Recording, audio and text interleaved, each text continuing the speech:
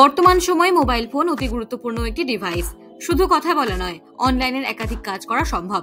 কিন্তু মাঝে মাঝে দুর্ঘটনাও ঘটে, যার ফলে পুরোপুরি অকেজো হয়ে যায় পছন্দের স্মার্টফোনটি। স্মার্টফোন জলে পড়ে গেলে বিপদ সব থেকে বাড়ে, কারণ কোনো ইলেকট্রনিক্স ডিভাইসের মধ্যে জল ঢুকলে ফোনের সার্কিটে সমস্যা তৈরি হয়। অতি দ্রুত ব্যবস্থা না নিলে পুরোপুরি বিকল হয়ে যেতে পারে পছন্দের স্মার্টফোনটি।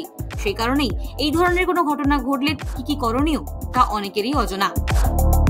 সম্প্রতি অ্যাপলের তরফে এই বিষয়ে সাবধান করা হয়েছে। জানানো হয়েছে কোনো অ্যাপল ডিভাইস জলে পড়ে গেলে কি করণীয়। অ্যাপলের তরফে বলা হয়েছে কোনো ডিভাইস জলে পড়ে গেলে অতি দ্রুত তা জল থেকে তুলে শুকাতে হবে, কিন্তু রোদের নিচে রাখা যাবে না। ছায়াযুক্ত কোনো এলাকায় যেখানে ভালোভাবে হাওয়া বাতাস চলাচল করে সেখানেই রাখতে হবে ফোনটি, এবং ফোন থেকে জল বেরিয়ে যাবার জন্য কমপক্ষে 30 মিনিট অপেক্ষা করতে হবে।